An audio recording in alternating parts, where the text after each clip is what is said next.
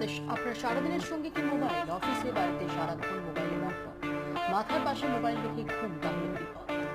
মোবাইলের রেডিয়েশনে brain tumour তো হবে।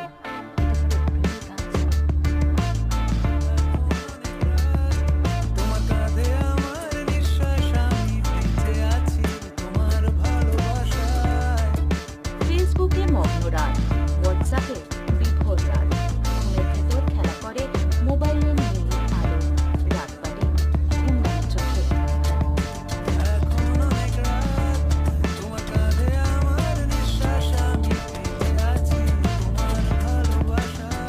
হাত থেকে ছিটকে পড়ে বালিশের পাশে ঘুমিয়ে পড়ে মোবাইলও।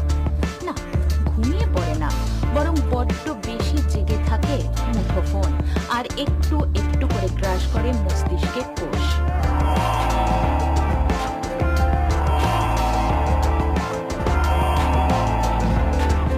সতর্ক বার্তা শুনিয়েছে বিশ্ব স্বাস্থ্য সংস্থা। মোবাইল থেকে বেরোয় ইলেকট্রোম্যাগনেটিক রেডিয়েশন। এই রেডিয়েশন অতিমাত্রায় শরীরে প্রবেশ করলে মাথায় টিউমার হওয়ার সম্ভাবনা অনেকটা বেড়ে যায়। বিশেষ করে শিশুদের ক্ষেত্রে এই সম্ভাবনা বেশি, কারণ তাদের খুলির বাইরের অংশ বড়দের তুলনায় পাতলা হয়, ফলে রেডিয়েশনের প্রভাব তাদের মাথায় বেশি পড়ে।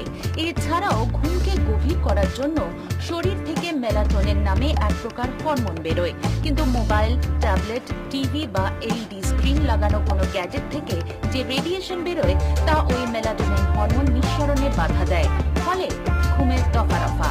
International agency for research on cancer ইতিমধ্যে মুঠোফোনকে ক্যান্সারের সম্ভাব্য কারণ হিসেবে উল্লেখ করেছে। 20 বছরের কম বয়সীদের মধ্যে যারা অতি মাত্রায় মোবাইল ব্যবহার করে তাদের ব্রেন ক্যান্সারের সম্ভাবনা প্রায় 5% বেড়ে যায়। সুইডেনের ওরেবরো বিশ্ববিদ্যালয়ের বিজ্ঞানীরা আরো মারাত্মক বিপদের সতর্কবার্তা দিয়েছেন।